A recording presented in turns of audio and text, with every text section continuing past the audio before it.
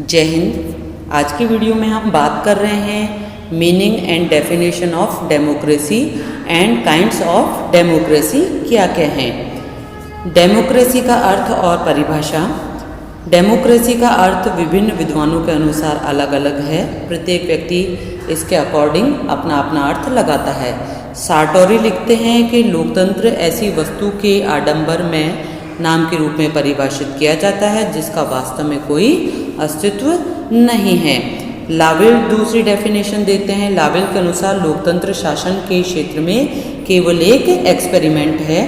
Abraham Lincoln की परिभाषा जो कि काफ़ी प्रसिद्ध है वो यहाँ पर हम बात कर रहे हैं कि डेमोक्रेसी क्या है। जनता का जनता के लिए जनता द्वारा शासन डेमोक्रेसी है।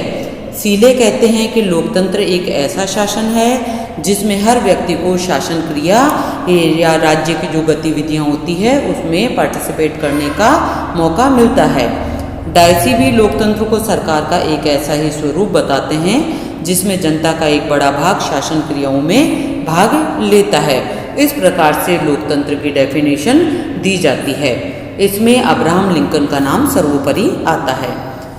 लोकतंत्र के विभिन्न दृष्टिकोण कौन कौन से हैं? इसमें उदारवादी, विशिष्ट वर्गीय, बहुलवादी, मार्क्सवादी और समाजवादी दृष्टिकोण आते हैं। लोकतंत्र के इन दृष्टिकोणों की अगर हम बात करें तो सबकी अपनी अपनी सोच है। उदारवादियों के अनुसार लोकतंत्र जनता के निर्वाचित प्रतिनिधियों का शासन है जिसका उद्देश्य जनता के बहुसंख्यक वर्ग या संपूर्ण राष्ट्र के कल्याण के कार्य करना होता है। अगर हम इसी को विशिष्ट वर्ग की धारणा के अनुसार करते हैं तो वो बात करता है एबिलिटीज की और उनके गुणों की, कि प्रत्येक व्यक्ति को उनके गुणों और योग्यता के अनुसार प्राप्त होना चाहिए। इसके अलावा जब हम बहुलवादी विचारधारा की बात करते हैं तो बहुलवादी विचारधारा भी कई व्यक्तियों में, कई ऑर्गेनाइजेशन में सत्ता का होना मानते हैं।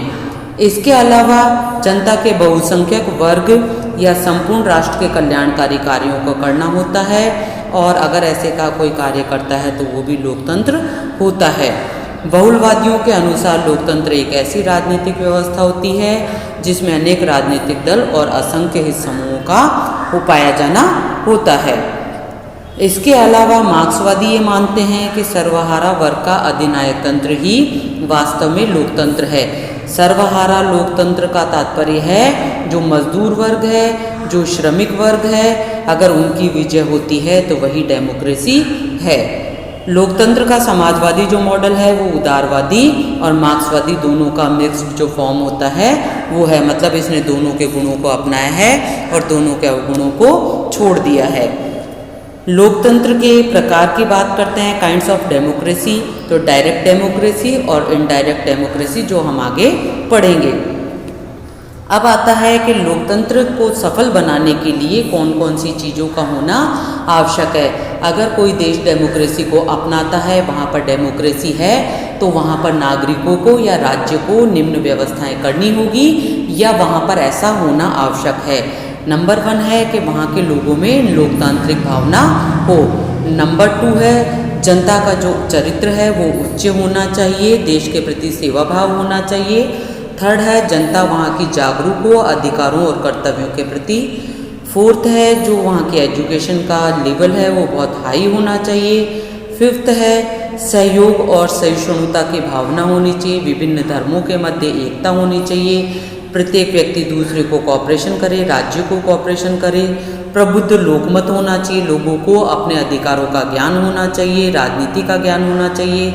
सेवंथ है स्वतंत्र और ईमानदार जो मीडिया होता है वो होनी चाहिए, वहाँ पर न्यायपालिका बिल्कुल स्वतंत्र होनी चाहिए, अपने डिसीजंस बिल्कुल फ्रीली होकर दे। 9th है संपत्ति के वितरण में विषमता का लोप होना चाहिए। ऐसा नहीं हो समाज में एक वर्ग बहुत ऊपर है दूसरा वर्ग बहुत नीचे है, अगर ये विषमता है तो वास्तव में वहाँ पर लोकतंत्र स्थापित नहीं किया जा सकता है। 10th है प्रभावशाली विरोधी दल। अगर प्रभावशाली विरोधी दल या सत्ता नहीं होगी तो जिस भी पार्टी ने सरकार बनाई है वो अपनी मनमानी करने लगेगा क्योंकि उस पर किसी प्रकार की रोक नहीं होगी। 11th है स्थानीय स्वशासन। स्थानीय स्वशासन का मतलब है कि डिसेंट्रलाइजेशन होना चाहिए, सत्ता का विकेंद्रीकरण होना चाहिए, सत्ता उच्च से निम्न की ओर प्रवाहित होनी चाहिए।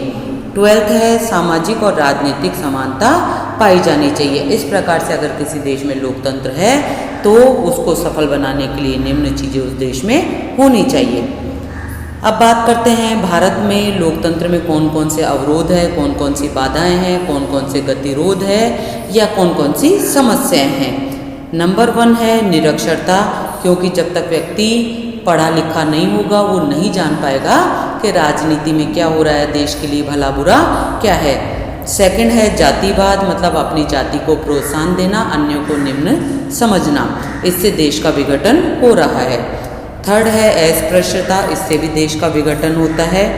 फोर्थ है भाषा। भाषा के आधार पर आपको पता है कि बहुत सारे राज्य अलग अलग हो रहे हैं और अभी भी बहुत सारे राज्यों की डिमांड की जा रही है और ये देश की एकता को खतरा है। फिफ्थ है निर्धनता, अमीर और गरीब के बीच की जो खाई है वो भी देश के विघटन को बढ़ाने में सहायक हो रही है। सिक्स्थ है सांप्रदायिकता।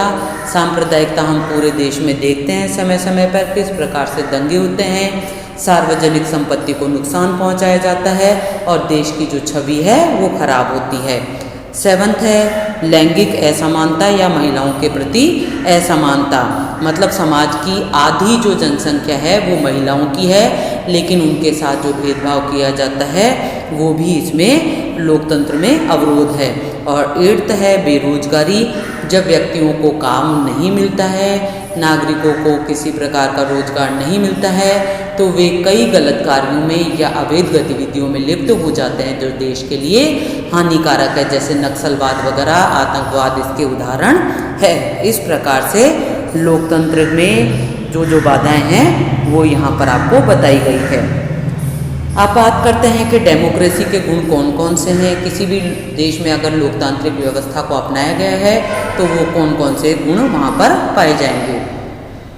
उच्च आदर्शों पर आधारित लोकतंत्र होता है, जन कल्याण पर आधारित होता है, लोकमत पर आधारित होता है।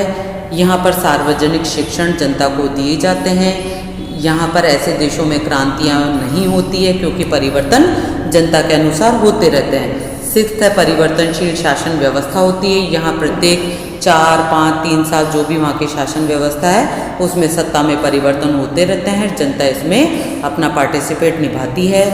सेवंथ है देश प्रेम की भावना का विकास रहता है लोकतंत्र में। एट्थ है जनता में आत्मविश्वास और उत्तरदायित्व की भावना का विकास होता है क्योंकि जनता ही निर्वाचन में भाग लेती है और सरकारों का निर्माण या उनके पतन का कारण भी बनती है।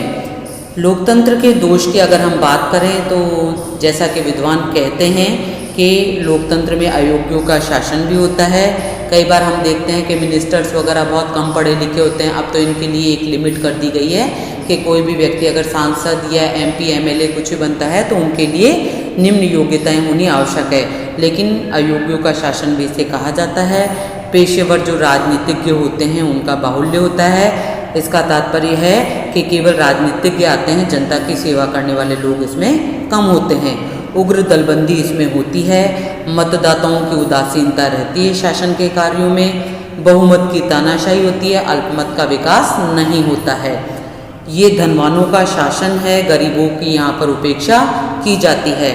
सेवंथ है नैतिक मूल्यों की उपेक्षा होती है। एट्थ है बहुत ज़्यादा खर्चीला शासन होता है क्योंकि इलेक्शंस में हम देखते हैं कि कितना पैसा वेस्ट किया जाता है। नाइन्थ है अकुशल शासन होता है और 10th है संकट काल के लिए अनुपयुक्त होता है। संकट काल के लिए अनुपयुक्त इसलिए होता है क्योंकि लोकतंत्र में बहुमत का शासन होता है और बहुमत के द्वारा निर्णय किया जाना बहुत ही ज़्यादा मुश्किल होता है। इस प्रकार से लोकतंत्र में कई समस्याएं आती है।